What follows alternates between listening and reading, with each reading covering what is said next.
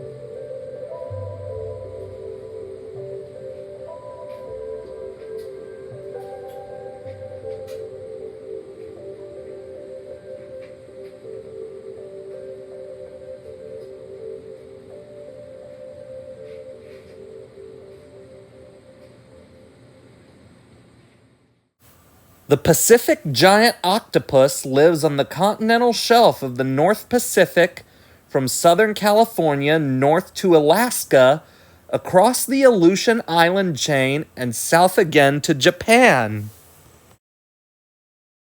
A fully grown giant Pacific octopus has a tentacle span of 23 feet or 7 meters or more, and they usually weigh up to 99 pounds or 45 kilograms, but occasionally weigh 154 pounds or 70 kilograms or more.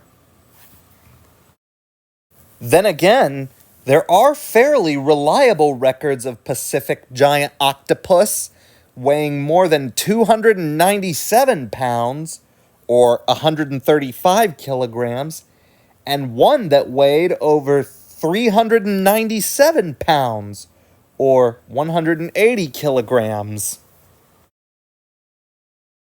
The octopus usually takes shelter in an underwater cave, and the entrance to its lair is often littered with empty clam and oyster shells, which of course are remains of their meals.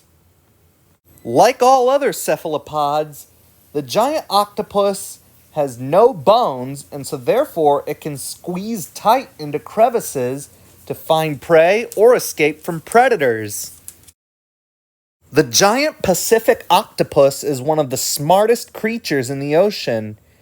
It remembers every detail about its home territory and uses that knowledge when it searches places where prey might regularly hide.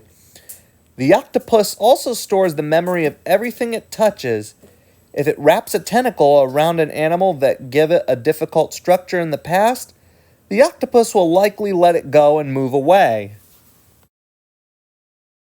Each of its tentacles has 280 suckers to pull onto a victim.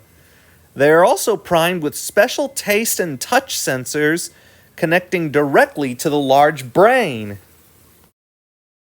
The giant octopus has hundreds of cells called chromatophores in its skin.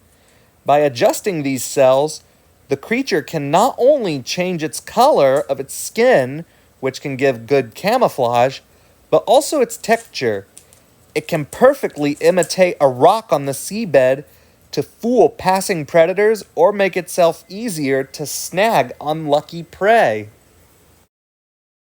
And of course, like most octopi, They can squirt a cloud of ink to protect itself from predators while also squirting a stream of water that can propel itself away.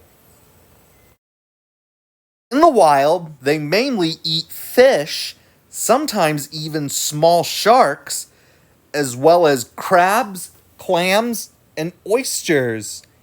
And in May of 2012, amateur photographer Ginger Morneau was widely reported to have photographed a wild giant Pacific octopus attacking and drowning a seagull, demonstrating that this species is not above eating any available source of food within its side range, even birds.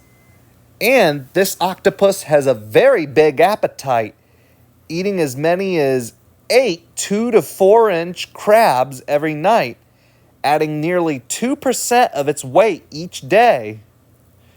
From tipping the scales at only 1 to 2 pounds at a year old, it swells to 33 pounds by the time it's 3. Female Pacific octopi lay up to 100,000 eggs per brood. She then guards, aerates, and cleans them without eating until they all hatch, up to 7 months later. Then she dies of starvation.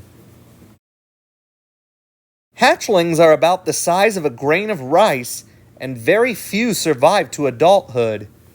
Their growth rate is quite rapid, starting from 0.03 grams and growing 20 to 40 grams at adulthood, which is an increase of about 0.9% each day. Giant Pacific octopi typically reach maturity between 2 and 3 years old. They can live to be 3 to 5 years old. The giant Pacific octopus is currently listed as least concern on the IUCN Red List. Well, that was it. My See the Creature episode on the giant Pacific octopus. Thanks for watching. Hope you liked it. If you liked the video, give it a thumbs up, leave requests in the comments below, and don't forget to subscribe if you haven't already. Alpha Lion Simba, out.